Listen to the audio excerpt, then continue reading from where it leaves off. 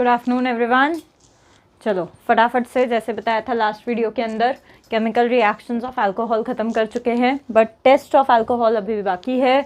बोला था तुम्हें स्पेसिफिक एक वीडियो बनाऊंगी जिसमें सिर्फ टेस्ट ऑफ अल्कोहल्स में बताने वाली हूँ, ठीक है। तो फटाफट से आगे चलते हैं। टेस्ट ऑफ अल्कोहल फिर से मैंने लेआउट बना रखा होगा, हाँ बिल्कुल, ठीक है। पहला टेस्ट आपका favourite test, Lucas test. Already 10-15 बार बता चुकी हूँ ल्यूकास टेस्ट क्या है। Lucas test degree of alcohol choose करने के लिए होता है। रिएजेंट जो यहाँ पर हम यूज़ करते हैं, reagent we used is Lucas reagent, that is concentrated HCl along with anhydrous ZnCl2। ये डिग्री को अलग अलग करता है, ठीक है। यानी अगर मेरे पास 3-4 अल्कोहल हैं अलग अलग डिग्री वाले, तो अगर मेरे पास मान लो प्राइमरी अल्कोहल है, इसमें मैंने डाल दिया ल्यूकास रिएजेंट। अब तो मैं भी बोर हो गई हूँ यार, यही कितने बार आ गया ल्यूकास रिएजेंट।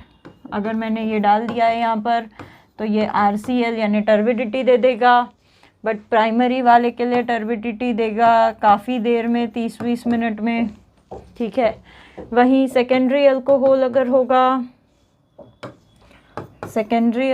अगर होगा और उसके साथ मैं ल्यूकास रिएजेंट लेती हूँ तो टर्बिडिटी आ जाएगी, ठीक है। तो टर्बिडिटी आ जाएगी लाइक इन 10-15 मिनट, जल्दी आ जाएगी, ठीक है, 5-10 मिनट वॉटेवर। और टर्शरी अल्कोहल होगा तो भाई फिर तो क्या ही कहने, फिर तो एनहाइड्रस ZnCl2 की भी ज़रूरत नहीं पड़ती है और टर्बिडिटी बहुत ही फास्ट आ जाती है, रैपिडली इन 30 सेकेंड्स वगैरह, ठीक है। तो इस तरीके से ल्यूकास टेस्ट से मैं डिग्री ऑफ अल्कोहल यानी प्राइमरी, सेकेंडरी और टर्शरी अल्कोहल को बता सकती हूँ। ल्यूकास टेस्ट के बाद एक और बहुत ही इम्पॉर्टेंट टेस्ट है जो कि फिर से डिग्री ऑफ अल्कोहल देखने के काम आता है। बहुत ही इम्पॉर्टेंट टेस्ट है बच्चों, ठीक है। देखो ज़रा कौन सा टेस्ट है, आगे चलते हैं। Victor Meyer test, yes, Victor Mayer test is very important, very important, trust me, it is very important test, बहुत ही important test है। और ये टेस्ट ऐसा नहीं आएगा, आपको ये टेस्ट बनाकर क्वेश्चन नहीं देंगे, यानी ये ऐसा नहीं बोलेंगे कि प्राइमरी सेकेंडरी डिस्टिंग्विश करना है तो ये लगाओ, नहीं। आपको पता होगा इस तरह की क्वेश्चन आती है, A+B इसके साथ C बनाएगा, फिर C उसके साथ D बनाएगा। ये बिल्कुल उसी तरीके से इस रिएक्शन को, इस टेस्ट को उस वे में क्वेश्चन बनाकर आपके सामने प्रेजेंट करते हैं। And it is really very important, Victor Meyer test, ठीक है। This is also used to distinguish, ये भी डिस्टिंग्विश करता है between primary, secondary and tertiary alcohols. ये भी प्राइमरी, सेकेंडरी और टर्शरी अल्कोहल्स को डिस्टिंग्विश करने के काम आता है, ठीक है। देखें क्या है यहाँ पर, एक्चुअली सॉल्ट बन जाता है, एक सॉल्ट रेड कलर का, मतलब सोल्यूशन बन जाता है, एक रेड कलर का सॉल्यूबल सोल्यूशन बनता है। प्राइमरी अल्कोहल रेड कलर का सॉल्यूबल सोल्यूशन बनाता है, वहीं सेकेंडरी अल्कोहल ब्लू कलर का इनसॉल्यूबल चीज़ बनाता है, और टर्शरी अल्कोहल कलरलेस छूट जाता है, कुछ होता ही नहीं है वहाँ। देखते हैं खैर क्या होने वाला है, देखते हैं। मान लो मैंने यहाँ प्राइमरी अल्कोहल लिया हुआ है RCH2OH, this is primary alcohol, ठीक है। वहीं यहाँ पर ले लेती हूँ secondary alcohol RCrHOH, now this is secondary alcohol, और यहाँ ले लेती हूँ टर्शरी अल्कोहल, ठीक है, दिस इज टर्शरी अल्कोहल। एक काम करते हैं कि क्यों ना थोड़े से और थोड़ा फैशन करते हैं, ठीक है, क्योंकि प्राइमरी अल्कोहल हमारा रेड कलर शो करने वाला है बाद में, तो मैं प्राइमरी को रेड से लिखूं, ठीक है। सेकेंडरी जो है मेरा ब्लू शो करने वाला है, तो मैं सेकेंडरी को ब्लू से लिखूं, तो शायद तुम्हें याद रह जाएगा, क्योंकि इस टेस्ट के कलर्स याद नहीं रहते, ठीक है बच्चों को। तो सेकेंडरी वाले को ब्लू से लिखते हैं, और टर्शरी तो कलरलेस होता है, अब कलरलेस से कैसे लिखूंगी, ठीक है, दिखेगा नहीं ना, तो रेड ब्लू कलरलेस है ना, ऐसी चीज़ें ये देता है विक्टर मेयर टेस्ट में। सबसे ये स्टेजेस में होती है एक्चुअली टेस्ट, इसमें मल्टीपल रिएजेंट्स यूज़ होते हैं और स्टेजेस में होती है ये टेस्ट, ठीक है। सबसे पहला स्टेज जो होता है इसका वो होता है अल्कोहल से अल्काइल हैलाइड बनाना, आयोडाइड बनाते हैं, क्योंकि आयोडाइड सबसे फास्ट रिएक्ट करता है, ठीक है। तो आयोडाइड बनाते हैं, और अल्काइल आयोडाइड बनाने के लिए मेरे को यहाँ पर यूज़ करना होता है, ठीक है। अल्काइल आयोडाइड बनाने के लिए मुझे यहाँ पर यूज़ करना होता है रेड फॉस्फोरस और आयोडीन। रेड फॉस्फोरस और आयोडीन ये क्या करता है, ये OH को आयोडीन से रिप्लेस कर देता है। एवरीवन नोज आयोडीन से रिप्लेस कर देगा। सिमिलरली यहाँ पर भी मेरे को वही करना होता है बेटा, रेड फॉस्फोरस और आयोडीन मेरे को यहाँ पे लगाना होता है। यहाँ पर भी वही होगा, वो उसको रिप्लेस कर देता है, फॉस्फोरस मतलब अपने OH को रिप्लेस कर देता है आयोडीन से, ठीक है। और वहाँ पर भी वही होने वाला है, देखो ज़रा, ओहो, यहाँ पर भी वही होने वाला है, वही लूँगी मैं रेड फॉस्फोरस और आयोडीन, तो यहाँ पर भी वो उसको रिप्लेस कर देगा OH को आयोडीन से, ठीक है। अब यहाँ पर मुझे आयोडीन निकालना है और उसको कन्वर्ट करना है नाइट्रो फॉर्म में, ठीक है। नाइट्रो, अल्काइल नाइट्रो ग्रुप बनाना है, मतलब नाइट्रो ग्रुप लगाना है, आयोडीन हटाना है, नाइट्रो ग्रुप लगाना है। तो जब भी मुझे नाइट्रो ग्रुप लगाना होता है, देखो पोटेशियम नाइट्रेट, मैंने ये रिएक्शन भी आपको हैलोजन डेरिवेटिव में बताया है। पोटेशियम नाइट्रेट में अगर KNO2 लगाऊं, पोटेशियम नाइट्राइट लगाऊं, तो ऑक्सीजन से जुड़ता है। तो अगर मुझे नाइट्रोजन से जुड़ना है तो मुझे सिल्वर लगाना पड़ता है, silver nitrate, silver nitrite, sorry AgNO2। तो मैं बिल्कुल सिल्वर नाइट्राइट ही लगाऊंगी यहाँ पर, तभी जा कर के वो NO2 से जुड़ेगा। मैं यहाँ पर सिल्वर नाइट्राइट लगा रही हूँ, ठीक है। यहाँ पर भी वो लगा रही हूँ, नाइट्राइट लगाऊंगी, NO2, यस, ठीक है। तो यहाँ पर AgI प्रेसिपिटेट हो जाएगा, और जो चीज़ बनेगी वो कुछ ऐसी बनेगी। स्ट्रक्चर बना रही हूँ, तुम्हें कोई प्रॉब्लम नहीं होनी चाहिए स्ट्रक्चर बनाने से। यहाँ पर भी कुछ वैसे ही होगा, यहाँ पर भी AgNO2 लगाऊंगी, तो RCrH और यहाँ पे लग जाएगा NO2, ठीक है। स्ट्रक्चर बना लिया जाए, देखो ज़रा, कुछ इस तरीके से, ठीक है। टर्शरी में भी कुछ वैसा ही होगा,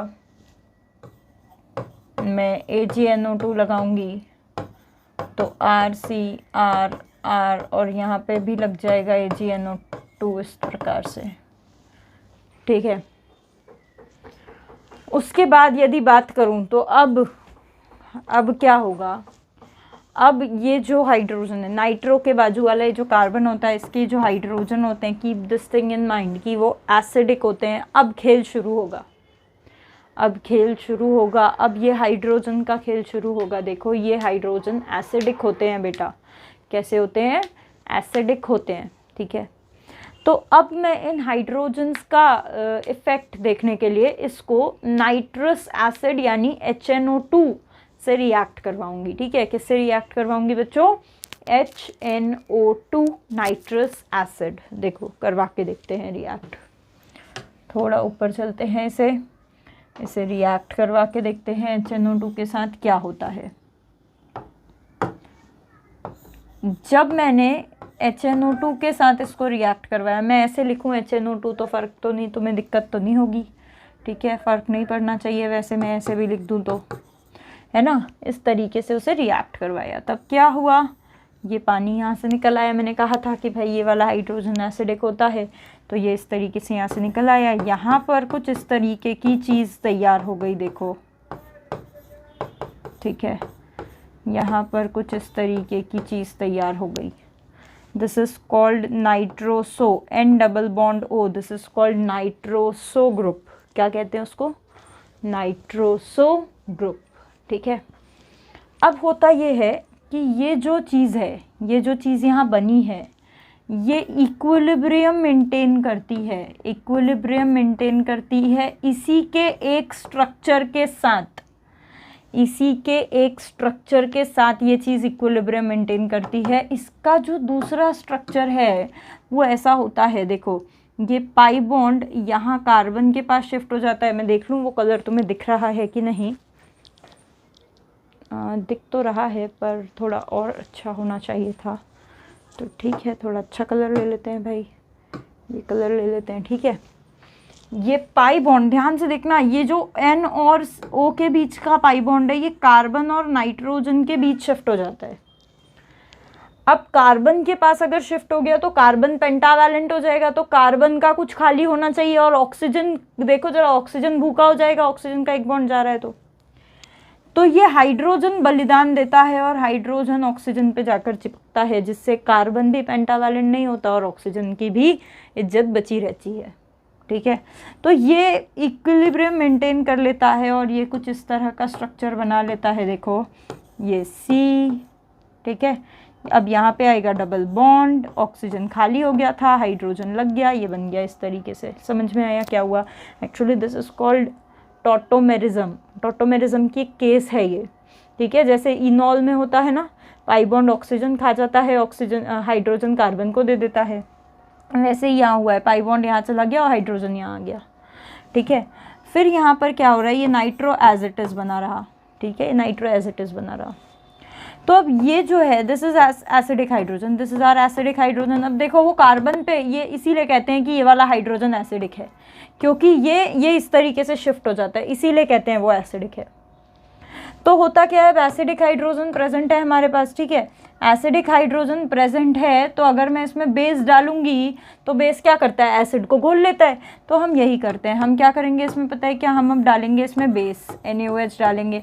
तो NaOH डालते ही ये घुल जाएगा, ये घुल जाएगा मतलब वो सॉल्ट, मतलब वो निकल जाएगा वहाँ पे O- और Na+ बन जाएगा और ये ऐसा बन जाएगा। तो ये एक्चुअली सॉल्यूबल होगा, ये सॉल्ट सॉल्यूबल हो जाएगा, रेड कलर का सल्यूशन बनाएगा। ठीक है, ये रेड कलर का सल्यूशन बनाएगा, सॉल्यूबल हो जाएगा वो सॉल्ट। क्यों सॉल्यूबल हो जाएगा, क्योंकि उसके पास एसिडिक हाइड्रोजन हुआ करता था।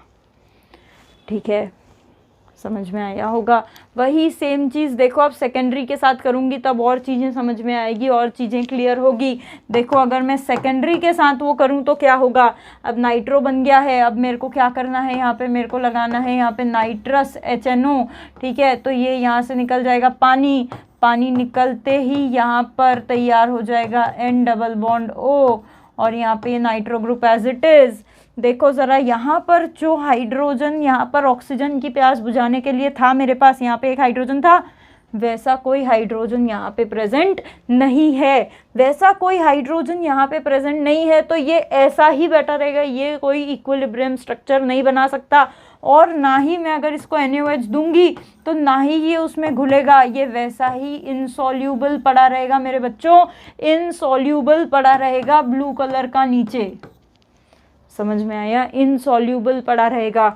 जबकि इसने तो फिर भी HNO2 के साथ रिएक्ट कर दिया। टर्शरी वाले को देखो, टर्शरी वाले को देखो ज़रा, इसको तो HNO2 के साथ रिएक्शन करने के लिए भी कुछ नहीं है, कोई हाइड्रोजन नहीं है यहाँ पर। तो यहाँ पर कोई रिएक्शन ही नहीं होगी इसके आगे, कलरलेस ही बना रहेगा वो। समझ पा रहे हो? तो प्राइमरी के अंदर बच्चों, प्राइमरी के अंदर अगर आप देखो तो यहाँ पर 2 हाइड्रोजन हुआ करते थे। ठीक है, तो एक हाइड्रोजन जो है वो HNO2 के साथ निकल गया और दूसरा हाइड्रोजन बेस के साथ निकल गया, इसलिए वो घुल गया। यहाँ एक ही हाइड्रोजन था जो HNO2 के साथ निकला, बेस के साथ निकलने के लिए कुछ था ही नहीं, तो वो बिना घुला रह गया। यहाँ हाइड्रोजन ही नहीं था तो HNO2 के साथ ही नहीं रिएक्ट किया। तो प्राइमरी वाला रेड सोल्यूशन घुला हुआ देगा, क्योंकि 2 हाइड्रोजन थे, एक HNO2 के साथ गया, एक NaOH के साथ गया। सेकेंडरी वाला सिर्फ HNO2 के साथ जाएगा, नाइट्रोसो कंपाउंड देगा ब्लू कलर का बिना घुला हुआ, और टर्शरी कुछ देगा ही नहीं। अरे समझ पाए क्या, टर्शरी देगा कुछ भी नहीं। ठीक है, तो इस तरह की टेस्ट ये होती है। अच्छे से लिख लो आप लोग इसको, this is called Victor Meyer test. ठीक है, अच्छे से लिख लो, and this is very important test.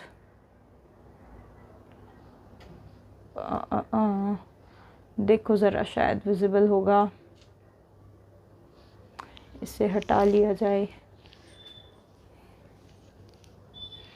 ठीक है, देखो ज़रा, लिख लो बहुत अच्छे से।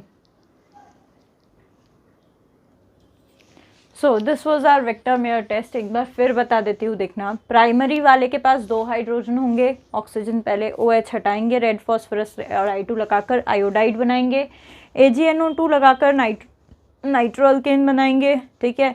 फिर ये 2 हाइड्रोजन एसिडिक हैं तो HNO2 लगा लिया, जिसमें से एक हाइड्रोजन तो नाइट्रोसो ग्रुप के पास चला गया और दूसरा हाइड्रोजन NaOH के साथ निकल गया, तो सॉल्युबल रेड सोल्यूशन तैयार हो गया। वहीं यहाँ पर एक ही हाइड्रोजन था तो सिर्फ नाइट्रोसो बना पाया, वो NaOH के साथ नहीं जा पाया, तो इनसॉल्युबल ब्लू चीज़ बनी, ठीक है। यहाँ पर एक भी हाइड्रोजन ना होने के कारण रिएक्शन ही नहीं हो पाई, आयोडाइड वैसा का वैसा ही रह गया, या नाइट्रो वैसा का वैसा रह गया, यू कैन से, ठीक है। HNO2 के साथ भी रिएक्शन नहीं हुई तो ये कलरलेस सोल्यूशन बन गया। So this was our Victor Meyer test, ठीक है। अब देखते हैं आगे चलते हैं और फटाफट से देखते हैं और क्या है। तो विक्टर मेयर टेस्ट के बाद आता है dichromate test. Yes, dichromate test is another test जो कि हमारे अल्कोहल की डिग्री को डिस्टिंग्विश करने के लिए यूज़ किया जाता है, ठीक है। देखें ये डाइक्रोमेट टेस्ट क्या है। हाँ ओके, एक्चुअली प्रीमियर चल रहा है बच्चों का ऑलरेडी, तो देखें ये डाइक्रोमेट टेस्ट क्या है। डाइक्रोमेट के लिए मुझे चाहिए होता है बेटा dichromate ion. Dichromate ion is basically देखेंगे फटाफट, K2Cr2O7 चाहिए है मुझे यहाँ पर। K2Cr2O7 इज़ पोटेशियम डाइक्रोमेट, इसका आयन ले लो, ठीक है ना। मेरे ख्याल से ये ऑरेंज कलर का होता है, यस ऑरेंज कलर का होता है सोल्यूशन इसका, याद रखें, ठीक है। डाइक्रोमेट आयन ऑरेंज कलर का होता है। अब होता क्या है यहाँ पर, बहुत ही सिंपल सी चीज़ है। अगर मैं प्राइमरी अल्कोहल लूँ, ठीक है, बहुत ही कॉमन सेंस की रिएक्शन है, कर चुके हो, प्राइमरी अल्कोहल लूँ और इसके बाद इसके साथ डाइक्रोमेट लूँ तो 6 पॉजिटिव भी कह सकते हो, क्योंकि डाइक्रोमेट के अंदर 6 पॉजिटिव ऑक्सीडेशन स्टेट होता है क्रोमियम का, ठीक है। तो सोल्यूशन होता है यहाँ पे ऑरेंज कलर का। प्राइमरी अल्कोहल जो है वो कन्वर्ट हो जाता है एसिड में, सबको पता है, और जैसे ही वो एसिड में कन्वर्ट होगा तो it is a redox reaction, chromium will get reduce, तो ये Cr3+ बना लेगा which is green in colour, ठीक है। क्रोमियम ग्रीन हो जाता है, यानी ऑरेंज से ग्रीन हो गया, इसको कहते हैं कलर चेंज होना, डीकलराइज होना। तो ऐसा कुछ हो गया, यानी पहली वाली चीज़ हमारी ऑक्सीडाइज हो गई है, ठीक है। सिमिलरली ऐसा होता है कि सेकेंडरी अल्कोहल के साथ भी आप लो, आप ऑरेंज कलर का क्रोमियम 6+ आयन डाइक्रोमेट सोल्यूशन लो, वो क्या बना लेगा, वो कीटोन बना लेगा और साथ में solution will turn up green in colour, ठीक है ना। जबकि वही अगर मैं टर्शरी अल्कोहल की बात करूं तो टर्शरी अल्कोहल के साथ क्या होता है, कुछ भी नहीं हो पाता है, नो रिएक्शन, तो ऑरेंज का ऑरेंज ही बना रह जाता है सोल्यूशन, कलर चेंज नहीं होता। तो बेसिकली आप यहाँ पे प्राइमरी सेकेंडरी में डिस्टिंग्विश नहीं कर सकते, पर हाँ कलर चेंज नहीं हुआ तो टर्शरी है ये पता कर सकते हो। फिर प्राइमरी सेकेंडरी में डिस्टिंग्विश करना है, डाइक्रोमेट कर लो, ल्यूकास कर लो, ठीक है ना। या फिर ये कर सकते हो कि यहाँ एसिड बनाए या कीटोन बनाए, तो कीटोन की कोई रिएक्शन ले लो या एसिड की कोई रिएक्शन कर लो, ठीक है, ये कर सकते हो। तो this was about dichromate test, ठीक है, बहुत ही ईजी था। ऑरेंज से ग्रीन जा रहा है तो प्राइमरी सेकेंडरी होगा, नहीं जा रहा है तो टर्शरी होगा। फिर देखते हैं नेक्स्ट अल्कोहलिक ग्रुप, यानी ग्रुप अल्कोहल प्रेजेंट है या नहीं ये देखने के लिए। तो बहुत ही सिंपल है, अल्कोहल क्या होता है, एसिडिक होता है, भाई सिंपल सी चीज़ है, अल्कोहल एसिडिक होता है, सोडियम लगा दो पोटेशियम लगा दो, ये बता देगा आपको सिंपल, सोडियम अल्कोक्साइड बन जाएगा और hydrogen gas will release here, ठीक है, हाइड्रोजन गैस रिलीज हो जाएगा, बहुत ही सिंपल है। और कोई प्रोमिनेंट टेस्ट ये देते हैं क्या अल्कोहल के लिए, हाँ बिल्कुल देते हैं, ceric ammonium nitrate, yes ceric ammonium nitrate, alcohol के साथ दे are giving ceric ammonium nitrate, ceric ammonium nitrate, cerium का नाइट्रेट है ये, ठीक है, इसके साथ रेड कलरेशन आ जाता है, रेड कलर दे देता है ये। तो बेसिकली मैकेनिज़्म तो इसका हमें दिया हुआ नहीं है, ठीक है, बट हाँ रेड कलर दे देगा अल्कोहल के साथ, कौन, हमारा सेरिक अमोनियम नाइट्रेट। तो ये चीज़ हमें बताई हुई है, ठीक है ना। तो इस तरीके से हमें पता लग सकता है कि भाई अल्कोहलिक ग्रुप वहाँ पर प्रेजेंट है या नहीं।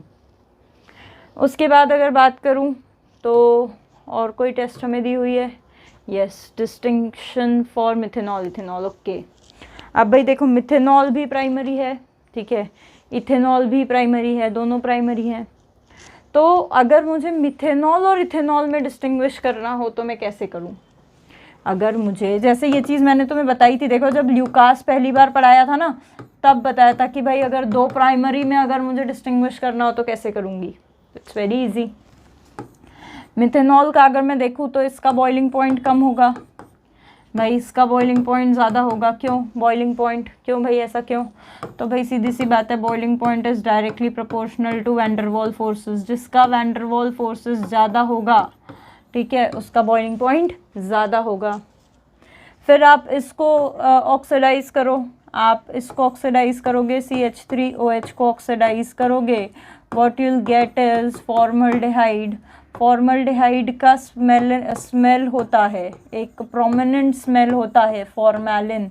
आपको पता होगा फॉर्मेलिन एक ऐसा सल्यूशन है, ठीक है, जिसमें जैसे बॉडीज़ और ऑर्गन्स को स्टोर करते हैं। GMC गए थे यार अभी, हम याद होगा तुम लोगों को, वो सारे डेड बॉडीज़ और वो सब कुछ जो ऑर्गन्स थे, वो जो स्मेल आ रहा था, जो आंखों में पानी आ रहा था, है ना, वो सब फॉर्मेलिन के कारण ही हो रहा था। एकदम प्रोमिनेंट स्मेल होता है उसका, फॉर्मेलिन या फॉर्मल्डिहाइड। वही अगर आप इसको बनाओगे, क्या बोलते हैं, इसको ऑक्सीडाइज करोगे, CH3CH2OH, it will give you acetaldehyde. ठीक है, एसिटाल्डिहाइड की अपनी माया है, फॉर्मल्डिहाइड की अपनी माया है। भाई फॉर्मल्डिहाइड सिल्वर मिरर टेस्ट देगा, एसिटाल्डिहाइड नहीं देगा। जबकि फॉर्मल्डिहाइड विल नॉट गिव, क्या नहीं देगा भाई, विल नॉट गिव वो अपना आयोडोफॉर्म टेस्ट। ये आयोडोफॉर्म टेस्ट नहीं देगा, फॉर्मल्डिहाइड आयोडोफॉर्म टेस्ट नहीं देगा। जबकि एसिटाल्डिहाइड जो बन रहा है, देखो ज़रा, ये विल गिव आयोडोफॉर्म टेस्ट, वो आयोडोफॉर्म टेस्ट दे देगा। अच्छा सॉरी, सिल्वर मिरर तो दोनों ही देंगे, सॉरी मैं फॉर्मल्डिहाइड को फॉर्मिक एसिड समझ रही थी। सिल्वर मिरर तो दोनों ही देंगे, ठीक है। आयोडोफॉर्म टेस्ट ये देगा, अल्फा मिथाइल है, आयोडोफॉर्म टेस्ट ये नहीं देगा, ठीक है। और एक बहुत ही इंपॉर्टेंट रिएक्शन है मिथिल अल्कोहल की, बहुत ही इंपॉर्टेंट रिएक्शन है। मिथिल अल्कोहल करता है, मिथिल अल्कोहल विंटर ग्रीन बनाता है। इट फॉर्म्स विंटर ग्रीन, या विंटर ग्रीन बोलूँ, या इट फॉर्म्स, हाँ विंटर ग्रीन ही बोल दो, wintergreen with what, wintergreen नहीं बोलते यार उसको, मिथिल सैलिसाइक्लेट बोलते हैं। It forms methyl salicylate, oil of wintergreen, ठीक है। ऑयल ऑफ विंटर ग्रीन क्या होता है ये ऑयल ऑफ विंटर ग्रीन? तो आयोडेक्स या झंडू बाम या इस तरह की चीज़ें लगाते होंगे, ऑइंटमेंट्स लगाते होंगे आप लोग, है ना।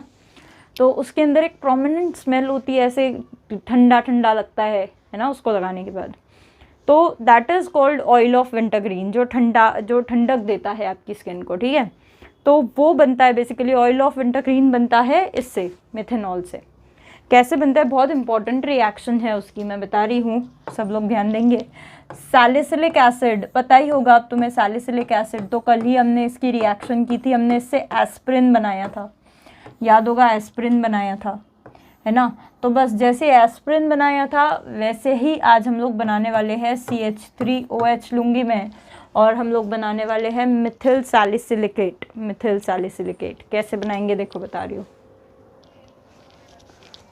तो कैसे बताया था भाई, अल्कोहल है, ठीक है, मिथिल, दिस मिथेनॉल है, अल्कोहल है, OH group, this is also alcoholic group, and this is acidic group, ठीक है, कार्बोक्सिलिक एसिड। तो मुझे बताओ ज़रा कि भाई कार्बोक्सिलिक एसिड रिएक्ट करेगा अल्कोहल के साथ या अल्कोहल खुद रिएक्ट करेगा? मतलब ये OH वाला पार्ट रिएक्ट करेगा कि ये COOH वाला पार्ट रिएक्ट करेगा? बताओ ज़रा। अल्कोहल और एसिड मिलाकर कुछ रिएक्शन होती है क्या? अल्कोहल और एसिड मिलाकर के क्या बनता है? ज़रा दिमाग चलाओ अपना। अल्कोहल और एसिड मिलाकर कुछ बनता है क्या भाई? अल्कोहल और एसिड, अल्कोहल और एसिड मिला करके बनता है मेरे बच्चों एस्टर, एस्टरिफिकेशन। याद आता है क्या?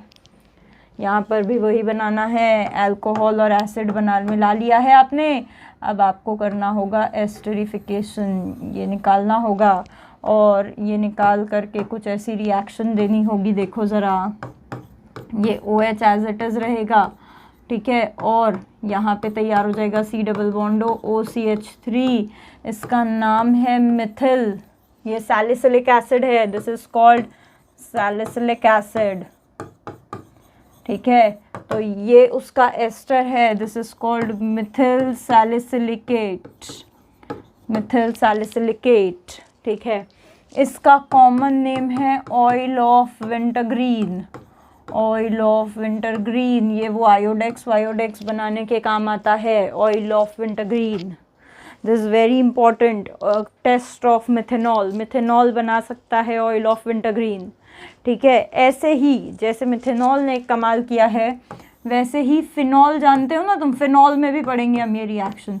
फिनॉल जानते हो ना, फिनॉल भी करेगा।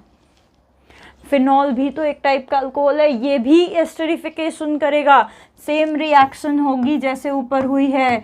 ठीक है, OH एज इट इज रह जाएगा, C डबल बॉन्ड हो, बस वो OCH3 के जगह ये लग जाएगा। तो जहाँ मिथिल सैलिसिलिकेट है, दिस इज कॉल्ड फिनिल सैलिसिलिकेट। अरे समझ में आता है? ऑयल ऑफ विंटरग्रीन है, इसका कॉमन नेम है बच्चों salol, salol. This is an antiseptic. Savlon या डेटॉल सुने हो ना, तो बस वो सेवलॉन और डेटॉल का मेजर कंपोनेंट ही ये होता है, सैलॉल, फिनिल सैलिसिलिकेट। कैसे किया, बनाया हमने, फिनॉल को लिया है सैलिसिलिक एसिड के साथ। अच्छा, अब एस्प्रिन भी थोड़ा याद दिला ही देती हूँ कि एस्प्रिन कैसे बना था। एस्प्रिन भी याद दिलाई देती हूँ, क्योंकि सैलिसिलिक एसिड ही तो रिएक्ट किया था। मेरे ख्याल से हमने एसाइलेशन किया था, उसमें एसाइल क्लोराइड लिया था। और अब की बार क्योंकि यहाँ पर क्या बोलते हैं, अटैक करना है, तो अब की बार अटैक O- करता है और फिर यहाँ से Cl निकलता है। याद आता है क्या? अब की बार कार्बोक्सिलिक रिएक्ट नहीं करता। तो अब जो प्रोडक्ट बनता है, ठीक है, अब मैं कार्बोक्सिलिक को ऊपर लिख देती हूँ, अब यहाँ पे O, C double bond O, CH3 ऐसा। This is called aspirin. ठीक है, एनालिसिस कल ही बताया था, आज फिर बता रही हूँ। So these are the very very very important reactions of alcohol या मिथेनॉल या फिनॉल या salicylic acid we can say. ठीक है, सो बहुत अच्छे से इन रिएक्शंस को याद रखो। ये 3 रिएक्शंस, खासकर ये 3 reactions, Victor Meyer test, Lucas test, और फिनॉल में अभी एक आएगा आगे लिबरमेंस टेस्ट, तो ये एक अमाइन में आएगा आइसोसाइनाइड टेस्ट। ये कुछ टेस्ट और ये कुछ रिएक्शंस ऐसे ना कि बहुत ही फ्रीक्वेंटली पूछे जाते हैं, बहुत फ्रीक्वेंटली पूछे जाते हैं। याद रखो इन्हें बहुत अच्छे से। ठीक है, तो फटाफट से अभी इसको यहाँ पे वाइंड अप करते हैं, कल मिलते हैं। ठीक है, आई थिंक आज के लिए हो गया। कल मिलते हैं अब आगे और रिएक्शंस के साथ।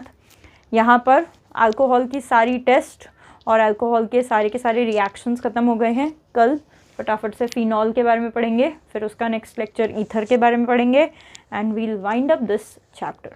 ठीक है, हाँ, इसको और डिटेल में पढ़ सकते हैं हम लोग, पढ़ा भी है, और रिएक्शन मैकेनिज्म सीरीज़ के अंदर हर रिएक्शन का बहुत डिटेल आपको मिलेगा। ठीक है, you can go and watch that also. So for now this is Twinkle Soni बच्चों, आई एम साइनिंग आउट।